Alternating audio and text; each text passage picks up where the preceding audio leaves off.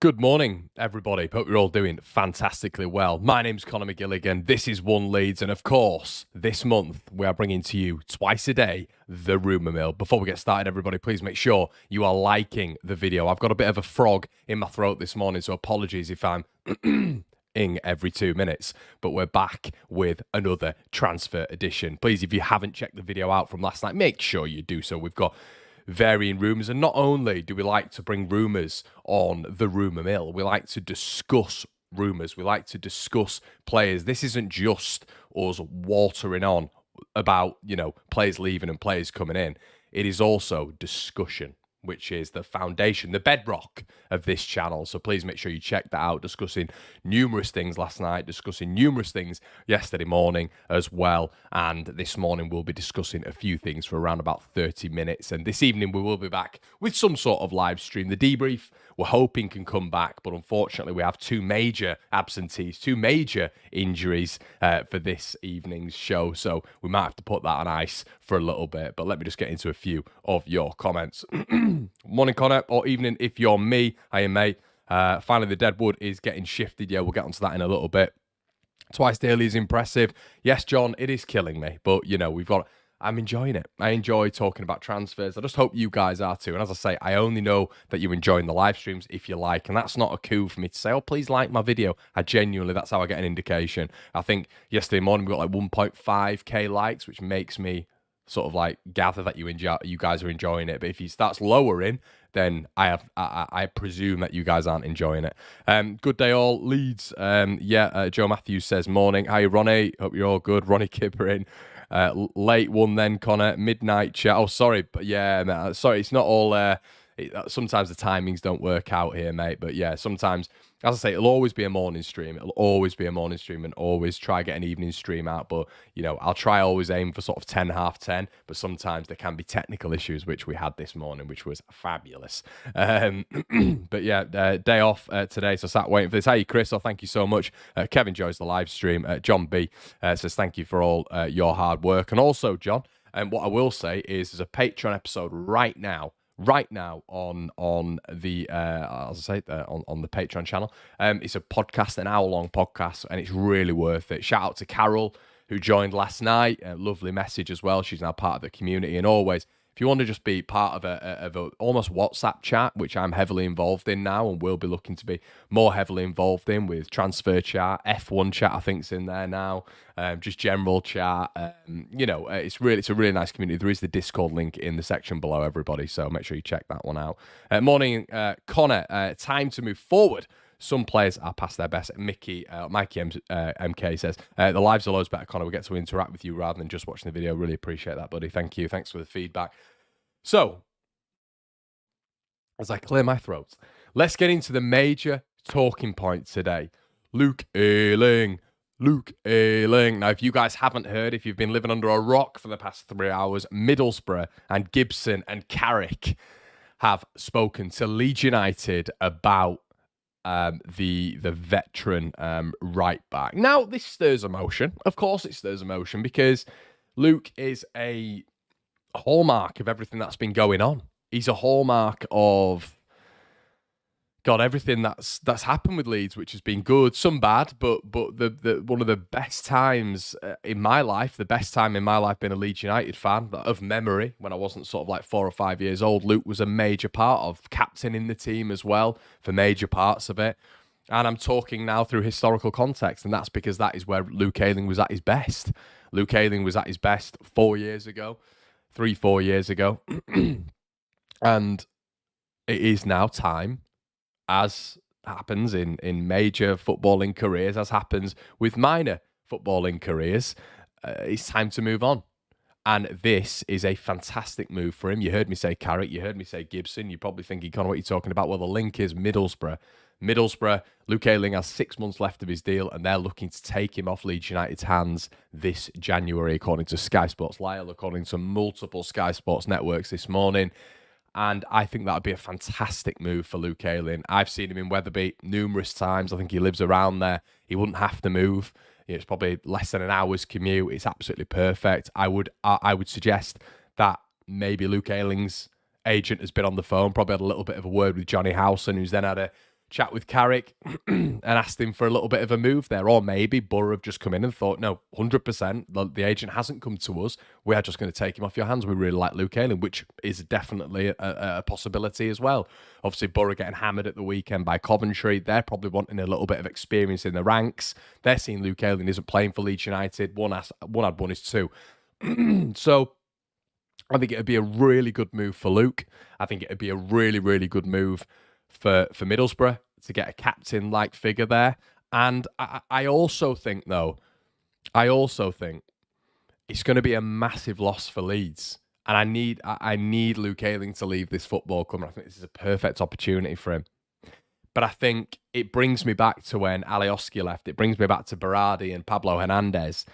Pablo still had it, in my opinion, as a substitute option, but the other two didn't have it ability-wise, and that's where I'm at with Luke Ayling now. Ability-wise, he doesn't have it. But you've got to look at the player. The player's going to want to play football. But on the back of that as well, you've got to look at the experience that Leeds are going to be losing. You know, Luke Ayling has been captain for Leeds United this year, you know, so he's still very, very high on the hierarchy.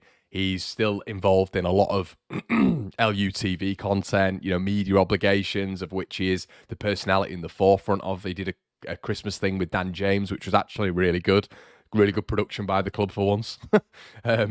But the reason I'm skirting around this topic is because I do, when it comes to life and you're actually seeing him leaving, it's quite sad, and I do feel quite saddened by it, even though I don't think he's good enough and he needs to leave. But it is an experienced head leaving, and why I mentioned Hernandez, Berardi, and Alioski was there was a trio of experience there, a trio of Bielsa-rights that left at one period of time, and I do feel that Leeds lost a little bit when it came to experience in that campaign. So it's one that needs to happen, but I do think it's sad. It is sad, and the one thing that I will say, is that I'm not a big fan of some of the tweets that I'm seeing. Now, I've seen 5 tweets this morning. I've got to read it out to you guys. The first tweet, and you're getting the notion of what this is. Give him some game time as a see me off. Luke deserves game time for how well he's played under Leeds United. At Leeds United, Leeds United need to give Luke Ayling a send-off. Give him 3 or 4 games. He deserves it. Chat, help me. Chat, help me. Chat, I need your help. I need your help. Because my mind's about to blow. It's not, obviously, but come on. We have this bizarre sentimentality with our fan base at large points throughout seasons. Look, they don't know you. They're not your friends. They've done really well for the football club. But we are not a charity case, as I consistently say on these streams. We are a business. We are a football team. I do not want Luke Ayling to come in for 4 games when we have a ridiculous period coming up and when we are trying to catch the top 2.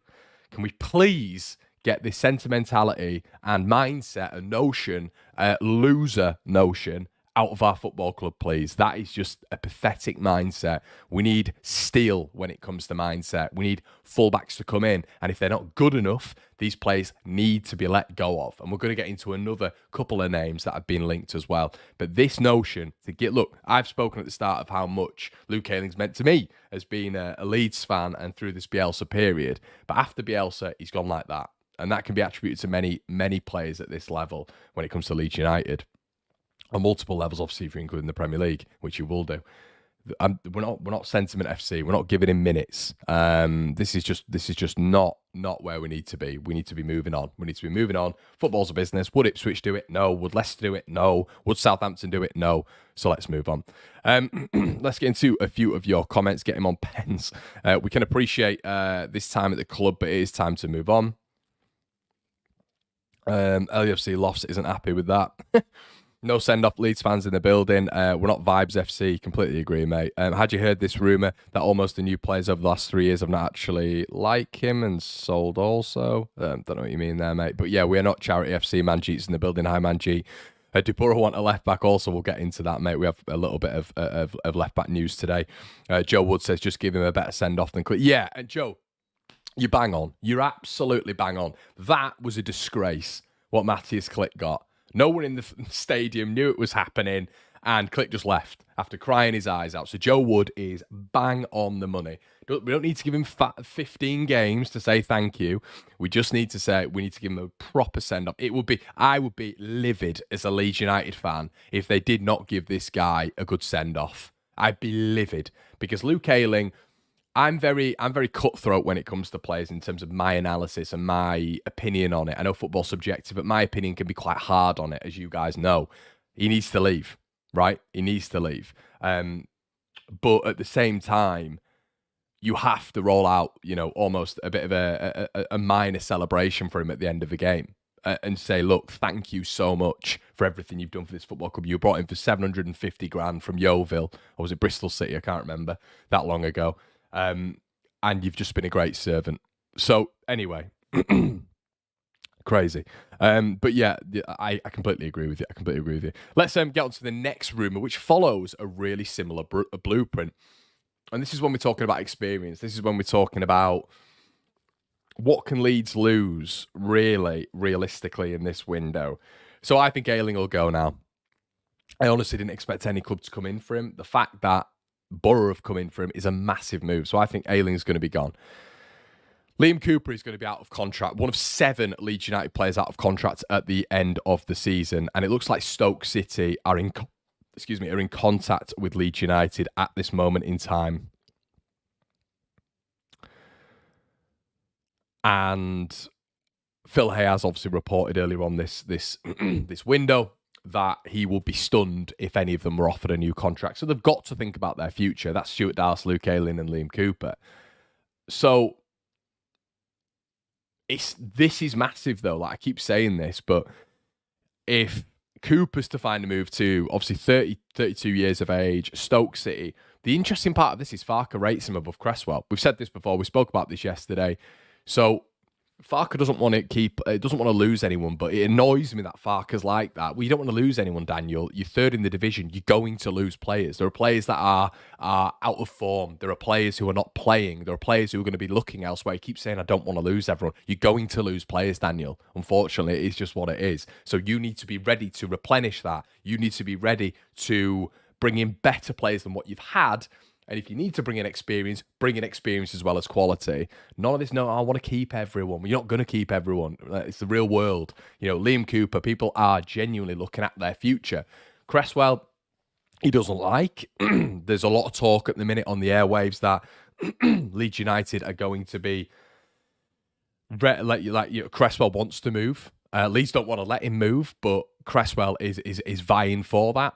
And Cooper, he deserves a move. He's got 6 months left on his deal. He's going to be looking for a new club. Of course he is. Leeds are not going to offer him a contract. He needs to be looking for a new club. So what are you going to do? You're going to let Liam Cooper go, and you're then going to deny Charlie Cresswell a move, which is obviously going to make him slightly unhappy. Leeds have got some real... And this is why I do wonder in this window if it is going to be more about outgoings and managing those outgoings than it is about players coming in, which is a real shame for me. But you look at the Willy Gnonto situation. I personally think there's going to be some dealing done with Willy Gnonto. That hasn't moved. And I think Leeds have said, look, you stick with us for a certain amount of period and you give us all that you can, and then we will look for a move for you in the next window. I think that's how it's going to go, personally. I think that is so obvious. I mean, Farke's been giving him no minutes, 5 minutes, 2 minutes, 40 minutes, 15 minutes. There's no consistency. So Willy Gnonto has the perfect excuse to just be like, look, I need to leave. The manager's not giving me enough time. So it's very different with Jadon Anthony when he's almost locked in a loan obligation with Swansea and Leeds. So I think it's got to a period now where Leeds have to really manage this well. I think Cooper going to Stoke City really opens up a can of worms when it comes to Leeds United and managing that experience that's going to leave. Cooper and Ayling going is going to be big, and I do think it's going to hit the club. But that, once again, go out and buy experience. If you don't want to buy experience, buy a leader. You don't always have to be 34, 35, 32, 33, whatever, to go and buy leaders. Okay, experience, I understand that. But how far does experience go? If you've got leaders in the group, then that's fine. You know, leaders who at a young age have took captain responsibility. I mentioned a couple of players yesterday on the Patreon podcast, and I mentioned a couple of players yesterday who have leadership qualities, who Leeds could sign. You don't have to just go out and buy a 33-year-old to replace Liam Cooper. You go out and buy leaders at the back. We're going to get into that, Gavin. Massive news there. Look at the stats. No manager has started him. I presume that's Willie Nyonso. I think experience is needed, but not over ability. I personally feel that he plays Cooper because he's club captain. I feel that hinders Cresswell. If Coops goes, then Cresswell will stay. I don't think you're far off there, mate. I just don't understand how Farker doesn't rate Cresswell good enough for the Championship, says Mark. The other side of this is the young player, e.g. Cresswell, Joseph. Farker must give them games to increase their exposure, value, and B, to develop them and make them good enough. That's it, DFG, but he's got to trust them as well. He's got to trust them. And what we've learned so far is even when he's brought in a £6 million player from the Bundesliga, he doesn't trust him. So I don't really know what Farker's doing in terms of the rotation, and I still question him as a manager when it comes to trusting rotation. He had the exact same problem at Norwich. Didn't trust the extended family as such when it came to giving them proper minutes in the promotion sides. And it worked for him, of course, but I still think it was a beautiful relationship when it came to him and Webber. Pookie was there at the right time. When do you ever get a 30-goal season free transfer? And obviously, Emi Buendia was bought in for 1.2 million by Webber. So Farker, great respect to him. Did a wonderful job, but the recruitment was unbelievable at that football club for the amount they spent. It was insane. Honestly, check out how much Norwich spent in that first season in particular. It's staggering with what they achieved. Yeah, guys, Richard said 565 watching at the moment and 146 likes. There's actually nearly 800 in the building now. Please make sure you are liking the video. Another Leaf Davis syndrome brewing. Obviously, that's to do with Charlie Cresswell. So, yeah, a lot to consider there when it comes to experience with Leeds United. A lot to consider. Now. We're going to speak about this, and I know a lot of you guys won't like speaking about it because it's a certain club. But Kerim Aktürkoğlu, who obviously starred in the Turkish club's game against Manchester United in I believe it was a 3-3 in Turkey, is apparently, according to Aksam, ready to take action in a £13 million deal to come to Leeds United. And apparently, according to several outlets, he's waved goodbye to his current club, the current club we don't need to discuss, and we all know who they are. But it's also claimed Lazio are interested in the centre forward. Look, I had to cover this morning because it's 13 million quid, and for some reason, Leeds are being linked as that move. It's between Leeds and Lazio. Could be the case, but I just can't see Leeds spending 13 million on another attacker. Looks like a very, very decent player. He's playing Champions League football, but this report's saying that he's actively ready to step into the Championship. It's like, what, from European football? No, it's just not going to happen. Listen, if there are rumours and they're absolute, you know what, I'm not gonna blow smoke up them. I think this Aktürkoğlu is going to move to Lazio, Champions League football, obviously. So yeah, exactly, Leeds United Calypso. I can't believe, in my opinion, that he's going to be moving to Leeds United. It makes no sense. So let's get on to the Crescencio Summerville, and this is the worrying thing. What team in the Premier League are stuttering at the minute? A top club, a club which is the richest club in the world, Newcastle. And according to a couple of sources this morning, Newcastle have targeted two men to help Eddie Howe. Those two men are Ben Godfrey and Crescencio Summerville. Now, we knew that there was going to be stuff around Summerville. I mean, when it was just Burnley, and we were getting into the latter December period, and it was just Burnley, I was so confused. I was like, just Burnley, looking at this guy. I genuinely believe, God's honest truth, hand on heart, Crescencio Summerville, for any club in the Premier League, any club in Europe, top club in Europe, he could feature on the bench and be an impact player. Obviously, he'd feature heavily for any top 11, any 11, which are competing for honours. But I think in even the top clubs, I'm talking the top four, Crescencio Summerville as a bench option would be in that squad. I think he's that good. I think what he's done with his game this year, how his development is just, I think he looks physically bigger. I think he can go on his left as well as he can go on his right a little bit better. I think he's more confident. I think he'll dribble a lot more. I think he buys fouls, which, gamesmanship, yes, but it gets Leeds further up the pitch when they're in trouble. I think his availability has been staggering. He's available all the time for Leeds United. And he is just producing and producing and producing. He's young and he's going to play Premier League football. This is the worry now because this is going to happen. And I think the reality is going to strike some fans when they see, it doesn't matter if it's a 2-year project with Daniel Farke. No, it does. No, it really, really does, because you are going to get some exceptional talent, i.e. Crescencio Summerville and other talents that we have leaving Leeds United next season if we are in the Championship, which makes Daniel Farke's job, if he is still around, a lot harder. Obviously, with parachute payments coming down from those clubs coming down, obviously, as well. So it's absolutely paramount that Leeds keep hold of Crescencio Summerville. I think if we were to lose Crescencio Summerville, that is player. I thoroughly believe it's over. I do. I think he's that important. He's that important to what we do and how we are. And I love Rutter, and I think Rutter is magnificent in this division. But I don't want to see Rutter without Summerville. I think Leeds struggle massively there. I think Michael says, that would be the only solution for me. That is the only solution. If we are to lose Summerville, which could happen, it could, if Newcastle are interested and if they're willing to stump up some good money. It obviously depends on the 49ers' aggression when it comes to keeping hold of him.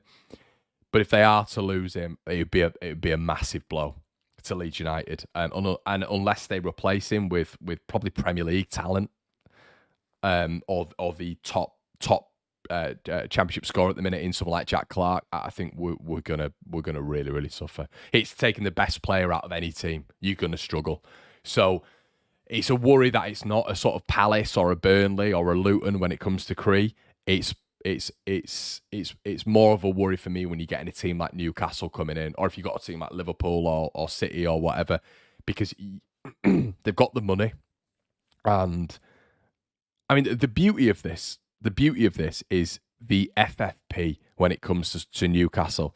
I believe at this moment in time, Newcastle are going to struggle when it comes to FFP with what they've spent so far, which is a real benefit to Leeds because the 49ers have already shown that they can knock back 15, 20 million when it comes to Cree Summerville. So are Newcastle going to be able to go 25, 30 million? Can they even afford above 20 million to keep within the restraints? Probably not. Do I think they'd test the water if they did want him? Yeah, 100%. 100%. So yeah, I do think that is a little bit of a worry. That is a little bit of a worry when it comes to Leeds. But let's hope right now that is just a rumour and it can stay on the rumour mill. Leeds are apparently interested in Bardame Dragowski, a goalkeeper, a Spezia goalkeeper, Serie B. Once again, a bit of a non-story for me. I understand why Leeds would be looking at goalkeepers in a sense, I guess, but it also makes no sense because of Leeds United's goalkeeper situation. Melier will be coming back soon. It looks like they're just not going to replace him, which is mildly frustrating, but it is what it is. Klaassen came in, was okay. And yeah, obviously you've still got Darlow there. We know that Darlow was injured. So you've got 3 goalkeepers still there. I can't see Leeds moving on a goalkeeper in January. It wouldn't make much sense for me. You can all see Rangers in the title. Now, Ridvan Yilmaz is a player that Verona are very, very interested in at Rangers. Why is this important, Connor? Well, because as of yesterday, we found out that Josh Doig is a particular interest to Leeds United. Josh Doig is a top left-back who is going to play Premier League football. Someone said it yesterday. It reminds me very much of Aaron Hickey now at Brentford when there were loads of English clubs after him. Really good acquisition. A real utility fullback. Someone who I'd say is more of a defensive left-back, but someone who fits the mould, fits the price tag, and would be perfect at Leeds and has honed his career in the technicality of the Italian league when it comes to defending. The art of defending is always perfected by the Italians. He's been part of that setup now for a decent while. And I think it'd be a really lovely addition. That the problem is now Rangers are apparently also interested, and they have a player right now in Yilmaz who would be a perfect swap for Verona because Verona want Yilmaz. So where would you want to go? Rangers or Ipswich? Rangers or Leeds United? That's the question on everybody's lips. But I mean, you probably looking at potentially Rangers getting that one done, but let's hope not. Let's hope Leeds United can still stick in that one. A handful of potential transfer targets was spotted at the training base of Hibernian last week, with Leeds United defender Chris Moore primed for a move for the Scottish outfit. Yeah, that'd be a good move for Chris. Getting into to obviously the Hibernian setup, a big Edinburgh side. Hibs are assessing their options, and I think it's a good move for Chris. So that looks like it'll be done as well. A simple loan story there. And the first move has been made with the top 4 clubs in the Championship. Jeremy Sarmiento joins Ipswich today, which gives them a massive boost. Sarmiento was on loan at West Bromwich Albion. It's part of the Brighton setup, and the Brighton technical director has said that it's a good move for Jeremy, and we are keeping tabs on him this season. Now, the worry for me with this is that Sarmiento, we're not going to say he's going to set the world alight, and he didn't set the world alight at West Bromwich Albion, but with McKenna's track record of improving players, young players as well, in a very short space of time, them getting a winger and really targeting a Brighton player who Brighton want to keep on the sort of Julio Enciso trajectory, who's done really, really well at Brighton. It does worry you a little bit because Brighton don't sign duds, and they've loaned him out to Ipswich. Ipswich, obviously, a little bit higher at this moment.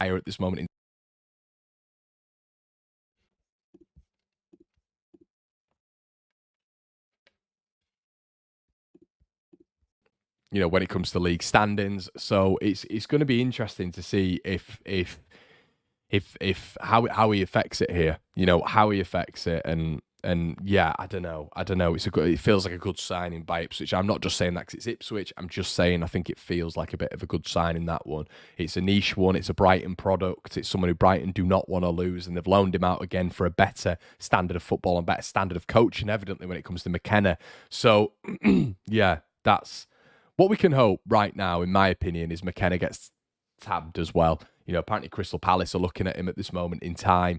That will be perfect. But at this moment in time, Leeds United need to be looking at Southampton as well. So it's going to be fascinating to see how that develops. Guys, this has been your morning transfer window. We're going to be heading on over to the Patreon as well at some point today. Make sure you join over there. As I said, there's a podcast out. I will be doing a little recording with Mr. David Brown, new manager of Ossett Town. Congratulations, Brownie. And we will be doing a little bit of a pre-recording as well. Unfortunately, it doesn't look like the debrief's going to be out this evening, so we'll try and get something out for you guys instead. Make sure you like, otherwise I don't know that you enjoy this sort of stuff. And I really appreciate, once again, your constant support, everybody. It means the world. As I say, make sure you like, comment, subscribe. There's 40% of you who aren't subscribed. What are you doing? As I say, make sure you keep commenting, and I will see you in a bit. Cheers.